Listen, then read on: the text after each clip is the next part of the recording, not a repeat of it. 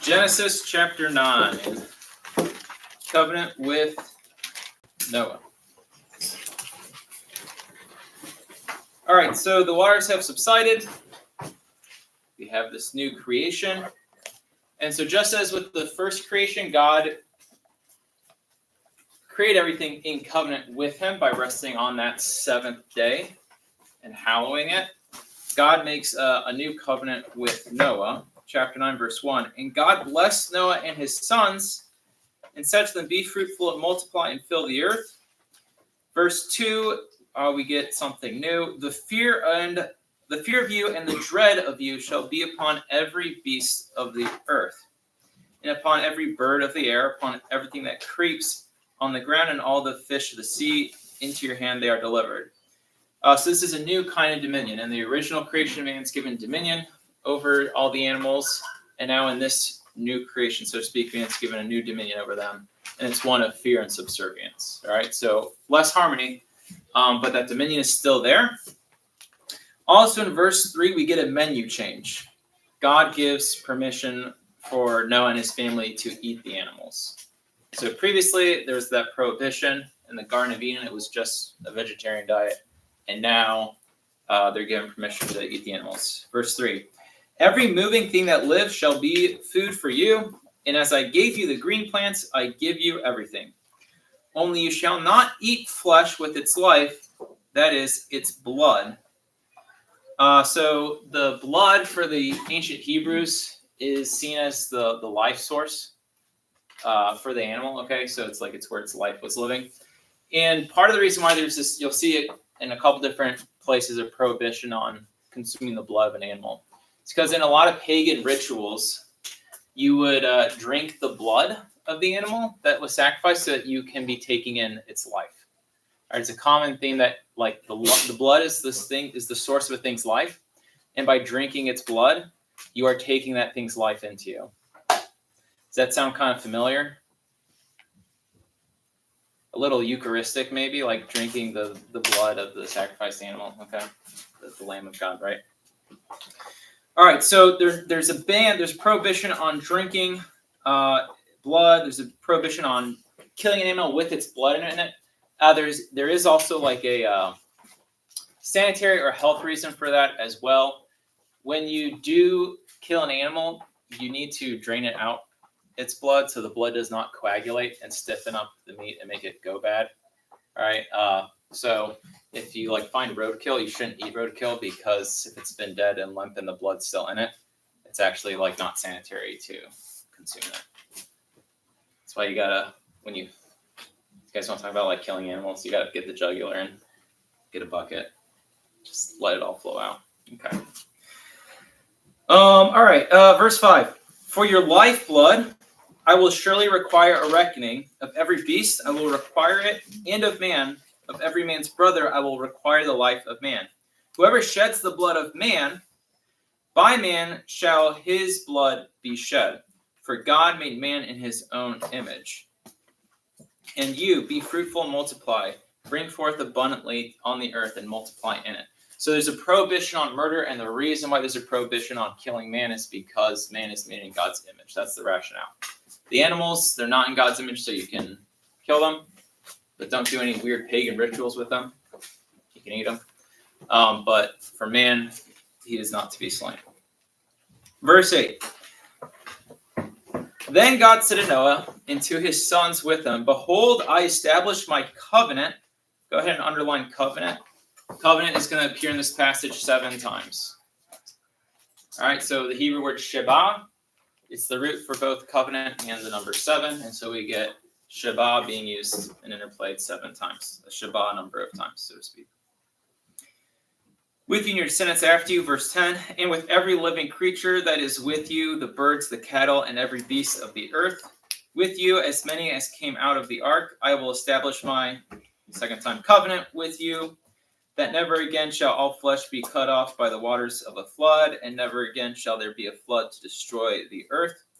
And God said, this is the sign of the third time covenant, which I make between me and you and every living creature that is with you for all future generations.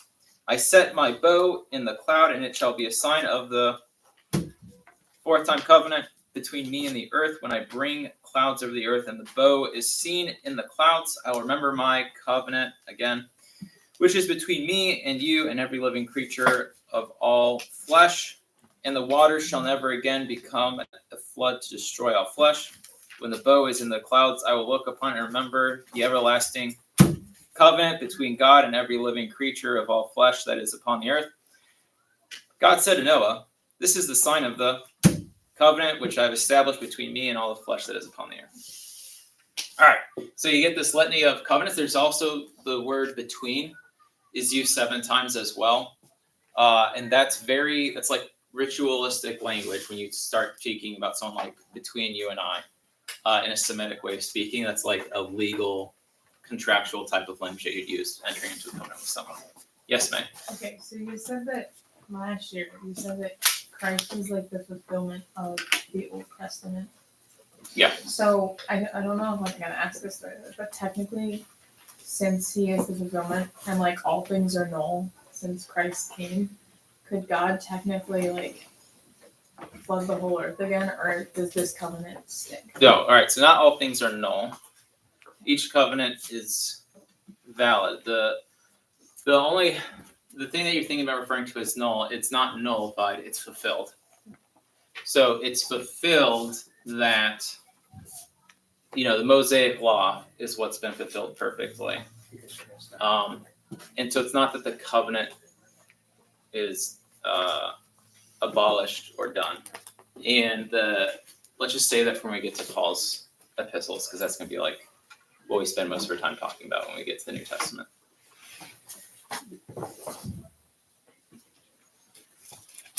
All right, so we got through the flood story.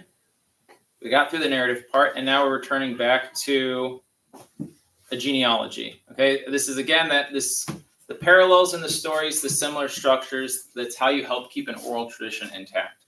So in verse 18, it begins with the sons of Noah who went forth from the ark were Shem, Ham, and Japheth. And then if you want to hop over to chapter 10, you'll notice that it begins again, chapter 10, verse 1. These are the generations of the sons of Noah, Shem, Ham, and Japheth, born after the flood. So that's called a framing device. If you wanted to think about like the original chapters of Genesis, it'd be these framing devices between the genealogies. So returning back to chapter 9, verse 18. Ham was the father of Canaan, verse 19. These 3 were the sons of Noah, and from these the whole earth was peopled. Noah was the first tiller of the soil. Sounds like what Adam had to do. He planted a vineyard. All right, we have another garden. And he drank of the wine. We have a fruit of the garden. And became drunk. That's not good. And lay uncovered. Now we got more nakedness. Okay, so it's like Eden's happening all over again, right? So in this instance, though, Noah's not going to necessarily be the one at fault. Verse 22, and Ham, the father of Canaan, saw the nakedness of his father and told his 2 brothers outside. Then Shem and Japheth took a garment, laid it upon both their shoulders, and walked backward and covered the nakedness of their father. Their faces were turned away, and they did not see their father's nakedness. When Noah awoke from his wine and knew what his youngest son had done, to him he said, "Cursed be Canaan." Notice Ham's the one who was hamming it up, to help you remember it, laughing about his father's nakedness. And Noah jumps immediately to curse Ham's son Canaan. Canaan's the one who's bearing the brunt of the curse, which is interesting. Just keep track of that. A slave of slaves shall he be to his brothers. Verse 26. He also said, "Blessed by the Lord my God be Shem, and let Canaan be his slave. God enlarged Japheth, and let him dwell in the tents of Shem, and let Canaan be his slave." After the flood, Noah lived 350 years. All the days of Noah were 950 years, and he died. All right, so also following the story, the original creation account parallel, you have the sin, And then you have a series of curses and blessings, just like you did in Genesis chapter 3 after the fall of man. There's a series of curses and blessings. Now, you can make a note to Leviticus 6, verse 18. And I'm going to share with you just like it's a theory of looking at the Pentateuch, but also preface it with this, and you also would want to make a note of this. No Jewish commentator and no church father commentator has ever penned down this thought. So there's may not be much to it, but it is kind of interesting when you go through the text and you try to do some analysis to figure out why did Noah jump to cursing Canaan instead of Ham. So in Leviticus 6, 18, it refers to uncovering the nakedness of your father. It explicitly says that is referring to having marital relations with the father's wife. Right, it's a prohibition on incest with your mom, essentially. And so one theory is that the real offense that Ham did, it's not that he just saw his dad and laughed at him because he was drunk and naked, which on its own, it's enough of a disgrace and dishonorable thing to warrant the curse that his family gets. But another theory is that Ham had some incestuous relationship with his mom while his dad was drunk and asleep, and then Canaan might be the byproduct of that, and Canaan's the one who gets cursed for being this horrible blemish of an offspring from something that terrible. Now, again, that's just taking Leviticus, which refers to uncovering your father's nakedness, directly as incest. And then here, what Ham does is he's laughing at his father's nakedness.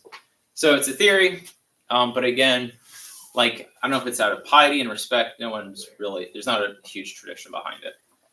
Yes, Asheron. What was the chapter and verse? Leviticus 6:18.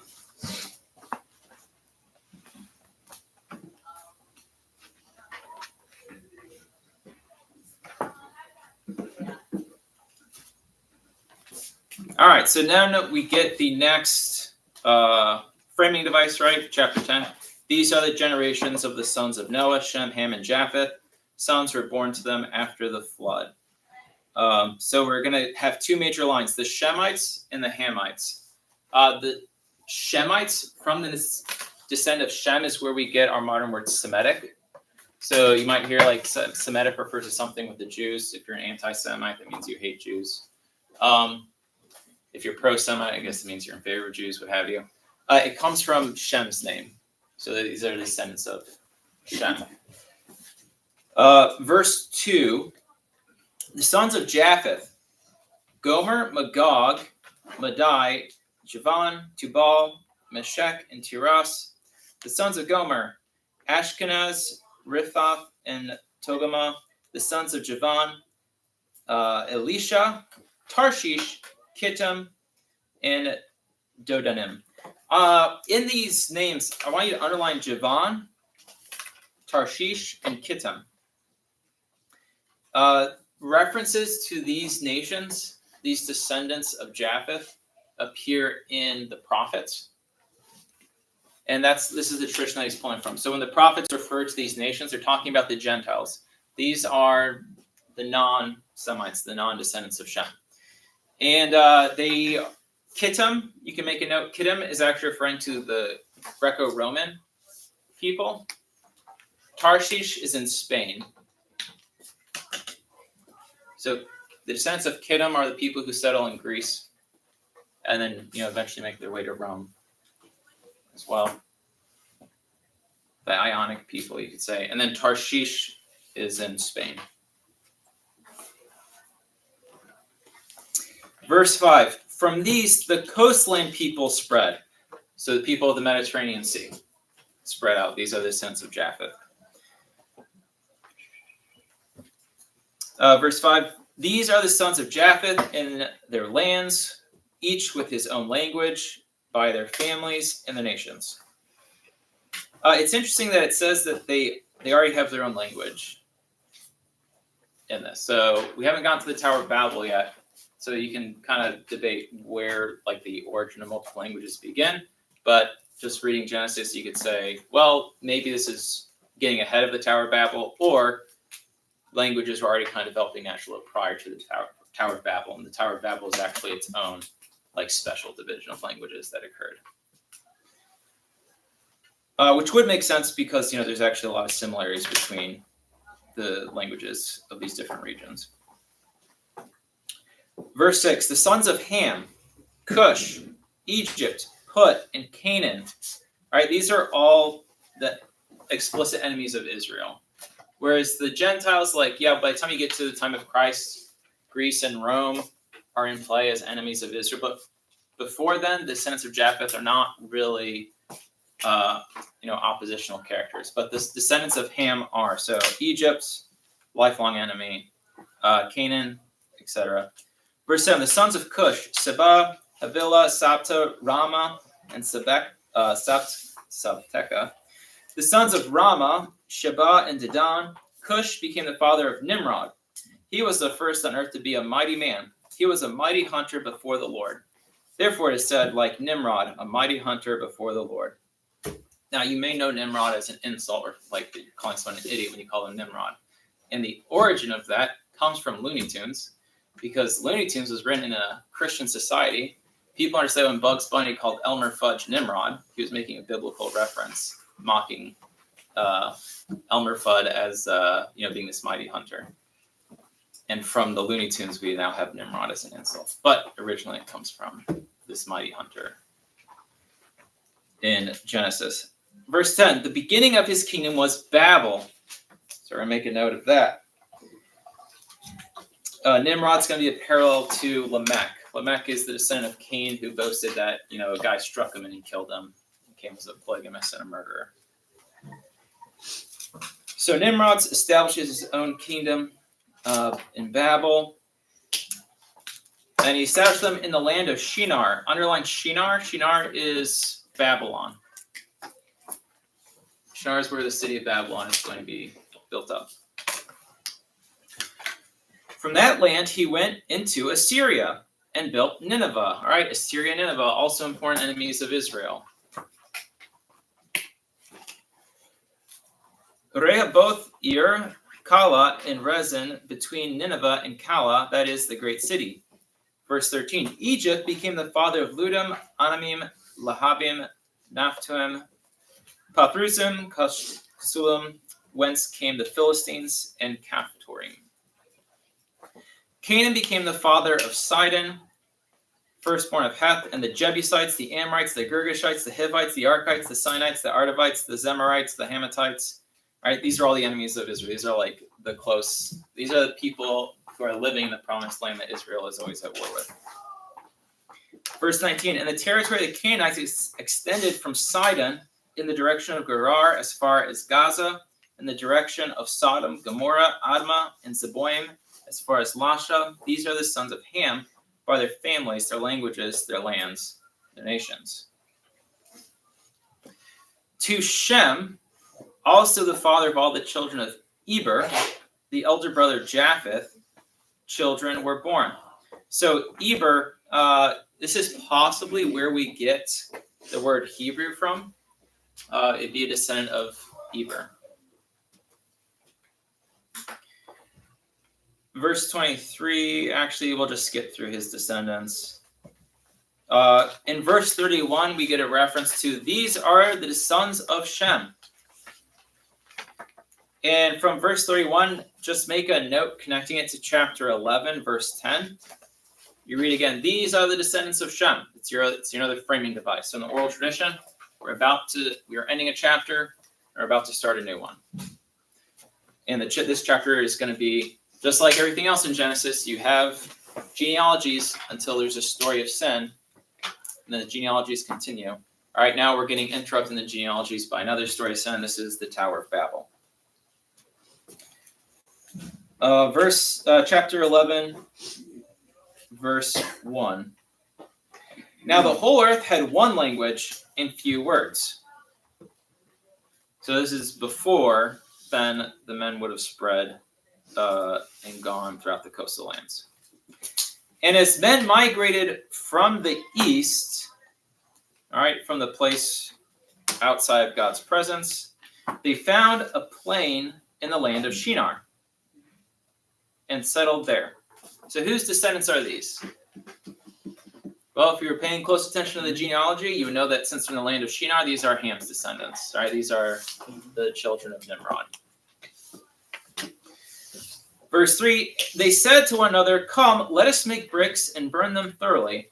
And they had brick for stone and bitumen for mortar. They said, "Come, let us build ourselves a city and a tower with its top in the heavens, and let us make a name for ourselves." So what's really interesting here is they want to make a name for themselves. And Shem, Noah's oldest son, Shem, his name means name. All right, so let's make a Shem for ourselves. These are the descendants of Ham. They're on the lower end of the totem pole because of what their great ancestor did. And so they want to make a name for themselves. They want to become like Shem. They want to take Shem's greatness and glory. "Lest we be scattered abroad upon the face of the whole earth." Now, what are these people doing? They're going to build a tower, and it's because they're going to try to outsmart God. Because they know that, okay, there was a flood. And the flood happened because people were a bunch of stinking pagans, polytheists and murderers, polygamists and murderers. And these descendants of Ham, they're all polygamists and murderers. They're not worshiping God. And so rather than deal with that whole, one God thing, what we'll do is we'll just build a tower. And so the next time he decides to flood us, because they don't really remember the covenant or stick with it very well. The next time he decides to flood us, we'll just go up to the tower and we'll outsmart God. All right, so it's like this way of trying to get around the covenant, which is what anyone does anytime they sin or try to get away from God. Verse 5, and the Lord came down to see the city and the tower, which the sons of men had built. And the Lord said, "Behold, they are one people, and they have all one language, and this is only the beginning of what they will do, and nothing that they propose to do will now be impossible for them. Come, let us go down there and confuse their language, that they may not understand one another's speech." So the Lord scared them abroad from there over the face of the earth, and they left off building the city. Therefore its name was called Babel, because there the Lord confused the language of the earth, and from there the Lord scattered them abroad over the face of the earth. One other note I do want to point out at chapter 11, verse 1, it says, "Now the whole earth had one language and few words." This is another instance where you do want to watch that translation and that the real meaning of land. Because if you say the whole land had one language and few words, it gives it less of a global feel than like this region has one language. Because if you remember previously, it was talking about how the descendants of Japheth start developing their own languages. All right, and then back in chapter 11, now it's just talking about the descendants of Ham. So it could be talking about the whole globe has one language, but it could, another translation is the whole land. It could just be referring to that local descendants of Ham, and that they're the ones who get specifically confused. Yes, Caleb? Could it be once they started developing their own language, own languages, people are always making new words in the English dictionary, so it's the same language technically, but they're always adding on to it. So if you have one group of people that see different things because they're in a different area, and they give different names to different who knows what, they'll see a certain rock or something, who knows. Yeah. And if they meet up with their cousins, they're not gonna, since they're both living off different places, they might be speaking the same base language that they all started out with, but they'll have different vocabularies to that base language. Yeah, that is how languages form. So you guys familiar with the concept of a Romance language? It means it comes from Rome, it's derived from Latin, and Latin is derived from Greek. So it is like when slang develops in other geographic regions, it starts to take on its own meaning. I can't remember any specific, or it could just be the accent changes it. All right, so in Greek, Theo is God, but if you say the TH sound with more of a heavy D, a heavier consonant, it becomes Deo. But if you say Deo and Theo, you notice that your tongues are kind of making a similar click. All right, it's just a slight distinction. And so while Theo is God in Greece, separated by the Mediterranean Sea, people have their own, Italian accent for the Greek, so to speak, and it becomes instead of Theo. And then sometimes just outright slang. So like the Roman soldiers, they had a slang word for like a pot or a shoe, and it's what the Spanish word for pot or shoe is originally. Like it's an actual Latin word, but it means something else in Spanish. And it's because the Roman soldiers there, who brought the Latin language to that region, they just have their own slang way of talking that's passed on to the locals, and it becomes its own language.